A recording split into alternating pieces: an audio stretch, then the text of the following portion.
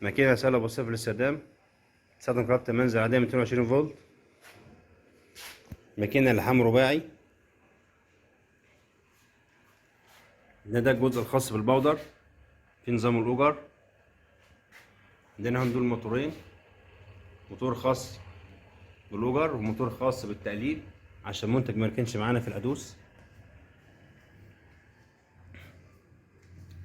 عندنا شاشة التحكم بتاعتنا من خلالها بنتحكم تشغيل الماكينة. القائمة التانية بنشغل أوجر وممكن نفصله حسب ما احنا عاوزين. لو احنا هنعمل حاجة في الماكينة ممكن نفصل الأوجر وبعدها نشغل بعد ما نخلص الحاجة. كده احنا قفلنا الأوجر، كده احنا مشغلين الأوجر. عندنا دي العدادات، دي بنتحكم فيها بدرجة الحرارة، ودي بتتظبط حسب الخامة بتاعتنا. كل خامة لها درجة حرارة مختلفة في اللحام. دي الفوق بتاعت اللحام. نبدأ نشغل الماكينة ونشوف المنتج وهو نازل.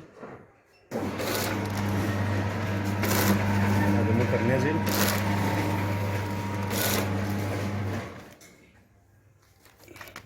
ادي الكيس بعد ما اتعمل. المنتج كيس كبير. الماكينة بتعبي لحد 120 جرام.